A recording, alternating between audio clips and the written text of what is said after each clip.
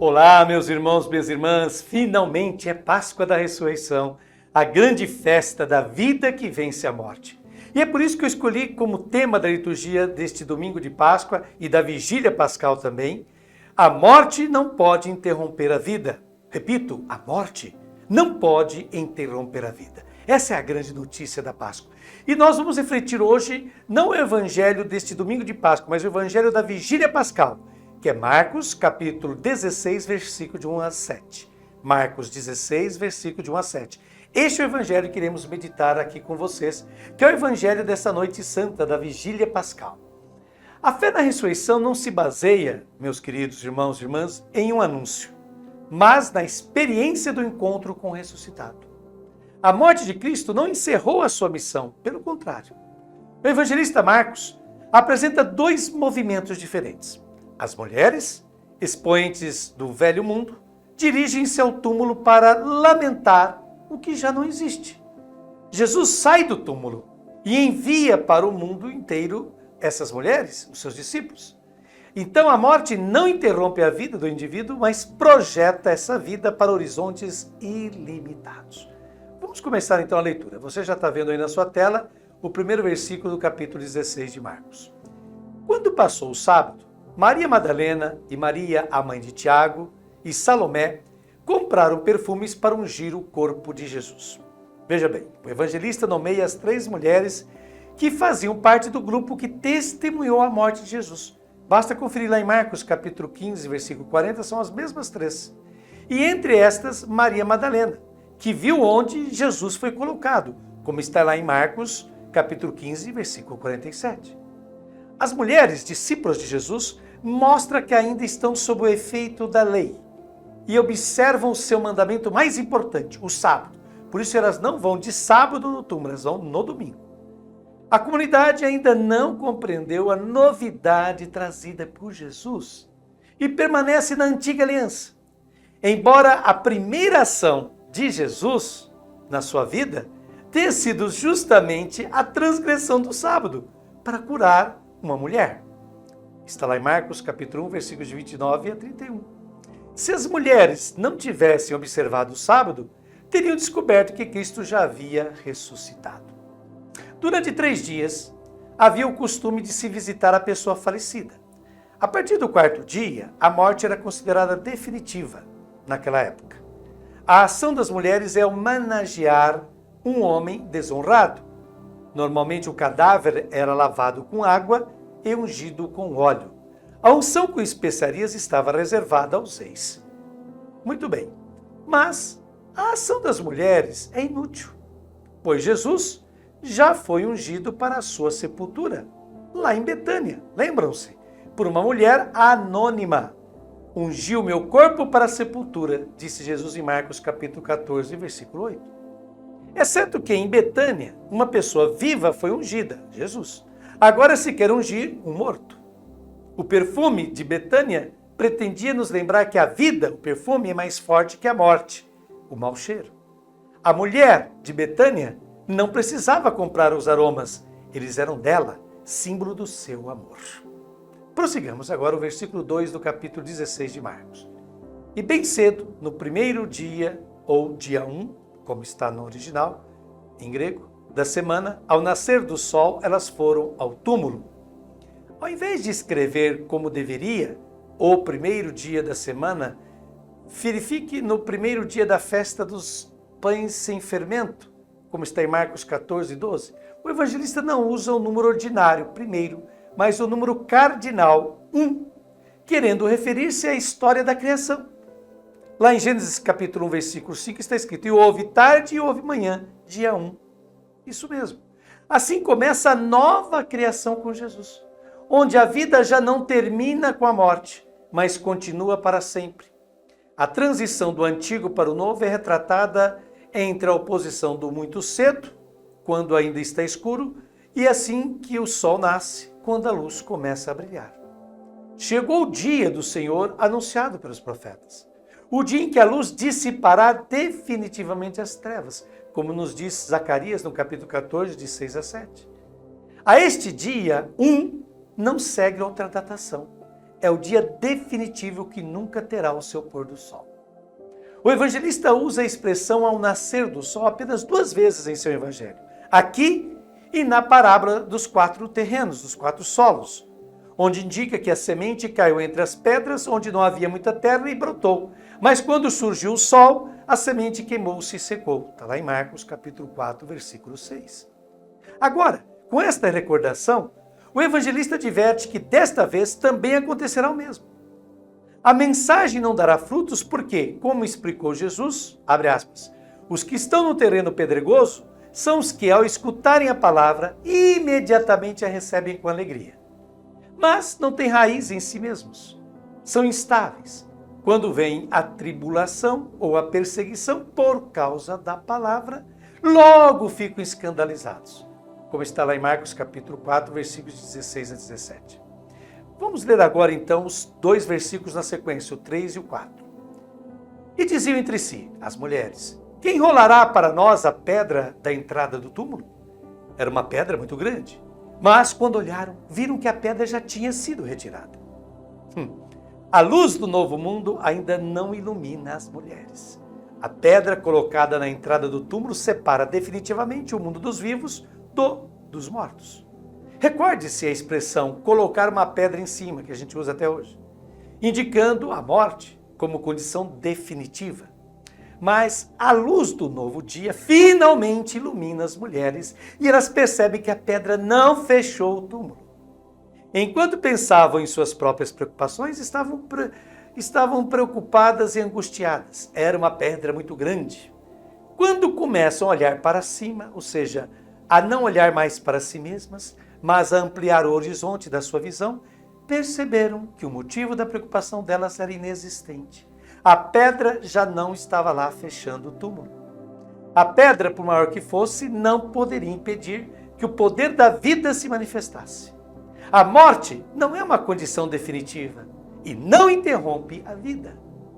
O verbo grego anabrepso significa ver e tornar a ver novamente.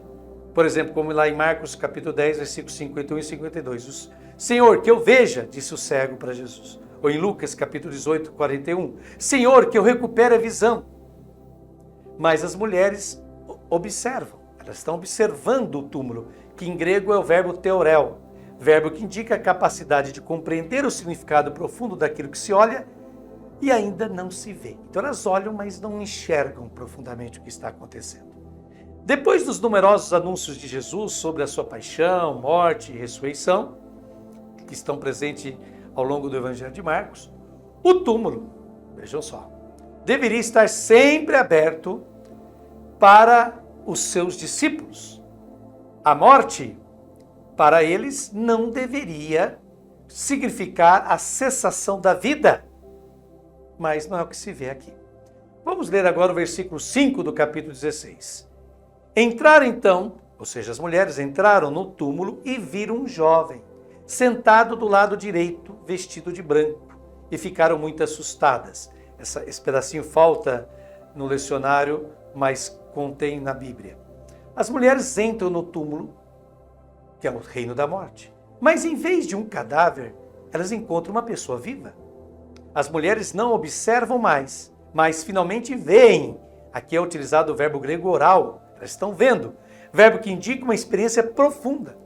Com efeito, veem um jovem, termo que aparece em Marcos apenas no momento da captura de Jesus, lá no capítulo 14, versículo 51, e que indica um indivíduo no auge da vida, uma figura da vida no seu máximo esplendor.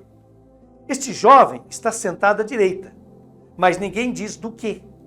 A referência do evangelista é a declaração feita por Jesus ao sumo sacerdote, quando Jesus disse, vereis o Filho do Homem sentado à direita do Poderoso, vindo com as nuvens do céu, como está em Marcos 14, 62. Essa afirmação confirmou a sua condição divina, através da citação do Salmo 110, versículo 1, em que Deus se dirige ao Messias dizendo, senta-te à minha direita. Por fim, a última indicação do jovem é que está coberto com uma túnica ou manto branco, cor da glória divina, que alude às vestes muito brancas da transfiguração de Jesus, lá em Marcos 9:3, e do ressuscitado, em Apocalipse capítulo 6, versículo 11 e capítulo 7, versículo 9. E ao jovem que fugiu nu no momento da sua prisão. Ele também estava coberto por um lençol.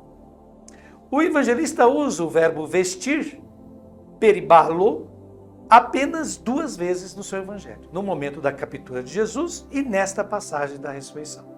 Todos esses traços fazem do jovem a figura de Jesus na sua condição gloriosa. Aquele que deu a vida na cruz continua vivo e goza da plena condição divina. É isso que representa esse jovem no interior do túmulo. A reação das mulheres diante deste jovem, que é Jesus, é de assombro, choque. O evangelista utiliza o verbo grego ektambeomai, usado apenas por Marcos no Novo Testamento, que indica espanto, choque, estado de torpor.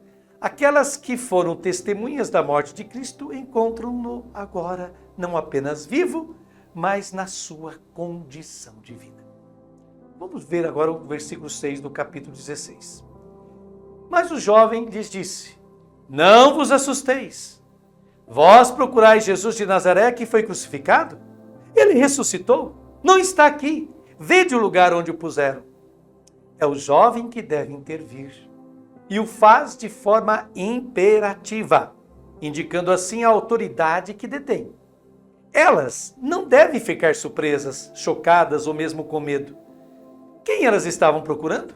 O verbo procurar, em Marcos, é sempre usado para indicar erro ou más intenções. As mulheres se enganaram.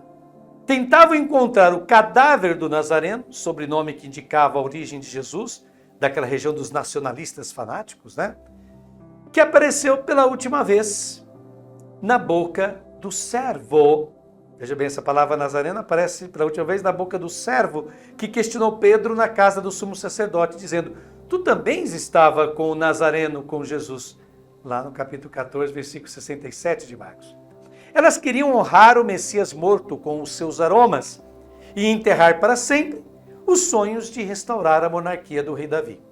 Procuravam o homem crucificado, o homem rejeitado pelo seu próprio povo e executado como alguém amaldiçoado por Deus. Foi isto o que aconteceu com Nazareno, a cruz. É o mesmo jovem que responde à pergunta que fez às mulheres. Aquele que foi executado como blasfemador pelas autoridades judaicas e condenado à cruz como rebelde por Pilatos, aquele que as mulheres hoje consideram uma figura do passado, o Nazareno, bem, ele ressuscitou. A sua homenagem, aromas, é completamente inútil. Jesus não está no túmulo. O local da morte não pode conter o vivo. Não teria ele dito que Deus não é Deus dos mortos, mas dos vivos, lá em Marcos capítulo 12, 27? Pois bem, Deus não ressuscita os mortos, mas concede a sua própria vida aos vivos. Uma vida que não é interrompida pela morte. Essa é a grande notícia. Vejamos agora o último versículo do Evangelho dessa vigília de Páscoa. Ide, dizei a seus discípulos e a Pedro, que ele irá à vossa frente na Galileia. Lá vós o vereis, como ele mesmo tinha dito. O túmulo de Jesus não é lugar para os seus discípulos. E o jovem as expulsa do túmulo com uma ordem imperativa. Ide! Agora que fizeram a experiência de que Jesus está vivo, não podem mais ficar no túmulo, mas ir de encontro aos vivos. O jovem instrui as mulheres a irem até os discípulos e Pedro, mas não as instrui a anunciar o que viram. A fé na ressurreição não se baseia num anúncio ou numa proclamação, mas na experiência do encontro com Jesus ressuscitado. A tarefa é dirigida aos seus discípulos, que todos o abandonaram. Como está lá em Marcos capítulo 14, 50. Todos o abandonaram e fugiram, diz Marcos em 14, 50. E a mensagem é dirigida a Pedro, que o negou. Pedro, traidor, não faz parte dos discípulos de Jesus. Ele é citado à parte. E de anunciar aos discípulos e Pedro, porque negou completamente ser seguidor de Jesus. Os discípulos abandonaram o seu mestre. Pedro negou-o, mas Jesus não abandona os seus seguidores, nem os nega. Jesus é o amor que pode ser abandonado, mas nunca abandona. O amor que pode ser traído, mas jamais trairá. E o jovem pede aos discípulos e a Pedro para irem à Galileia, confirmando as palavras que Jesus tinha dito aos discípulos depois do anúncio da sua traição. Abre aspas. Depois da minha ressurreição, irei adiante de vós para a Galileia, como está lá em Marcos 14, 28. Mas acrescentando um novo detalhe, lá vós o vereis. O uso do verbo oral, ver, no futuro, refere-se sempre às aparições de personagens ou realidades pertencentes à esfera divina ou dela procedentes, como podemos ver em Marcos capítulo 14, versículo 62. Então, lá o vereis, lá vocês vão fazer a experiência dele. Os discípulos devem ascender a Galileia, abandonando Jerusalém, a cidade santa, sede da instituição religiosa judaica. Na Galileia, no norte, numa terra semipagã, onde Jesus expôs a sua mensagem, devem seguir o seu itinerário, abrindo-se a nova mensagem universal. A morte de Jesus não encerrou a sua missão, pelo contrário. Jesus começou a sua atividade na Galileia e agora os discípulos devem começar a sua no mesmo lugar. Até agora, eles o acompanharam. Doravante, devem se tornar seguidores de verdade. Pois bem, meus queridos irmãos e irmãs, depois dessas lindas e profundas considerações de Frei Alberto Madi sobre o texto do Evangelho da Vigília Pascal, faço agora as minhas considerações. E inicio citando um texto do Evangelho de João, extraído do capítulo 11, versículos de 25 a 26, que diz o seguinte: Eu sou a ressurreição e a vida. Quem crê em mim, ainda que tenha morrido, viverá. E todo aquele que vive e crê em mim, jamais morrerá. Como podemos ter certeza que Jesus o Nazareno de fato ressuscitou? A nossa fé na ressurreição encontra algum outro fundamento além da própria fé? Isso não seria apenas uma crença para preencher o vazio e a falta de sentido que os seres humanos sentem para a sua existência nessa terra? Os seguidores de Jesus não teriam de fato retirado o corpo dele da sepultura, escondendo-o e disseminando a falsa notícia, a fake news, de que ele ressuscitara? A primeira distinção que devemos fazer é entre ressuscitar e reviver. Reviver é quando a pessoa volta a esta vida que temos aqui na Terra. Quem revive retorna ao espaço e tempo, ou seja, às dimensões da história. Retorna para esta Terra. Este foi o caso de Lázaro, amigo de Jesus, como nos narra o Evangelho de João, capítulo 11, versículo de 1 a 46. Ressuscitar já é outra coisa, é superar o espaço e tempo, coordenadas sob as quais vive todo e qualquer ser vivo neste mundo. Ressuscitar é, portanto, transcender as dimensões da história, é ir além dela. Este foi o caso de Jesus e acreditamos será o nosso também. Contudo, tudo isso que foi dito depende de um ato de fé. E fé é um ato de liberdade. Ninguém pode ser forçado a crer. Fé fundamenta-se em uma decisão livre. Eu decido responder a esse Deus que se encarnou na pessoa de Jesus de Nazaré, me comprometendo a viver como ele me propõe. Isto é, no amor, na justiça, na verdade, na misericórdia. Fé é a minha resposta positiva ao apelo de Deus mediante seu Filho Jesus. Agora, quer dizer que não há nada em que possamos sustentar a nossa fé na ressurreição de Jesus, o Filho de Deus encarnado? Ressurreição é apenas e tão somente uma fonte de esperança para esta vida sem sentido? Afinal, Paulo, sem razão, formula claramente que, abre aspas, se Cristo não ressuscitou, vã é a nossa pregação e vã a nossa fé, como está em 1 Coríntios capítulo 15, versículo 14. Não, há algo no qual podemos, se não ter absoluta certeza, mais ou menos nos alicerçar.